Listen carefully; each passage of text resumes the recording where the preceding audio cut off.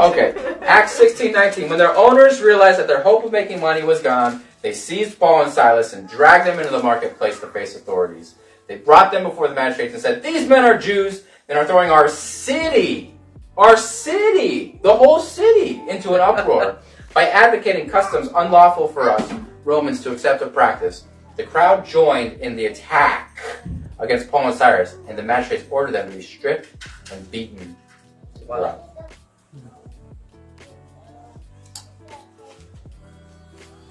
When you start being obedient, you start seeing God results, you will see opposition. The devil often, he will give us comfort, so we just don't rock the boat. Paul is doing these things, being obedient to his general call. And now we see that after closer, bright, open door, bright places, we see it starts to get dark. The crowd gathered around, stripped them, humiliated them, beat them, punched them, kicked them, hit them with rods. And recognize that in Jewish culture, if they were in a Jewish culture area, if they had this type of beating, where they were beaten, they had a limit. It was 39, because the technical limit was 40. You couldn't beat anybody more than 40 times in a certain way, and so people would stop at 39. So just in case they got really mad, they didn't lose count and go over, and they didn't sin. We were not in any Jewish culture. There's not even 10 Jewish men probably in this place. There's not a synagogue as far as we know. So they had no rules like this. So this beating was severe. And those things were like, they said it was, picture a baseball bat, the thin side of a baseball bat, the bottom side. That's how thick these were getting beaten. Because it says, Acts 16:23, after they'd been severely flogged. Not just flogged, guys. Severely flogged. They were thrown into prison. Not just dropped off, not just handed, thrown into prison. And then the jailer was commanded to guard them carefully. And when he received these orders, he pushed them even further into the inner cell. And then fastened their feet into stocks.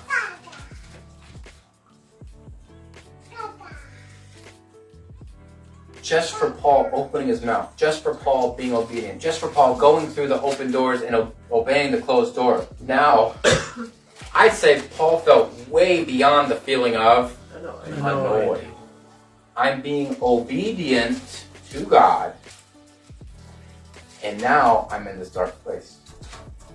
I often will cry out when it's my disobedience that gets me in a dark place. I cry out for God to save me. But we felt this, when we're just trying to be obedient to God,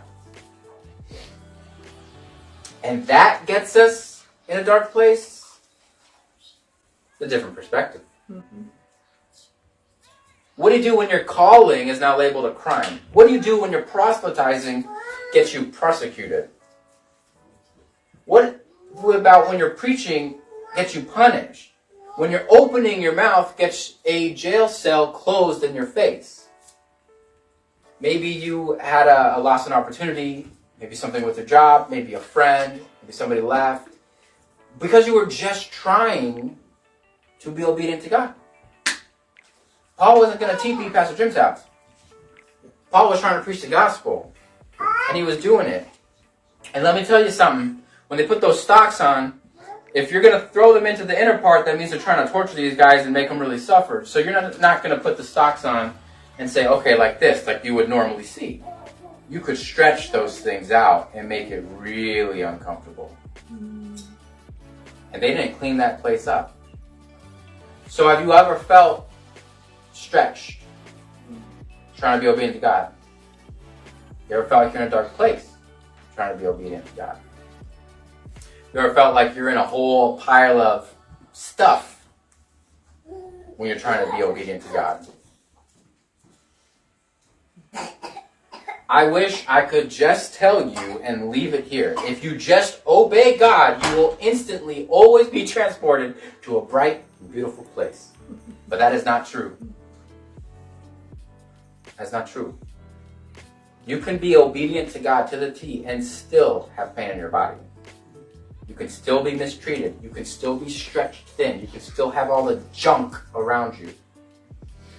And that's the point when typically a lot of us, at least for a moment, turn our backs a little bit on God.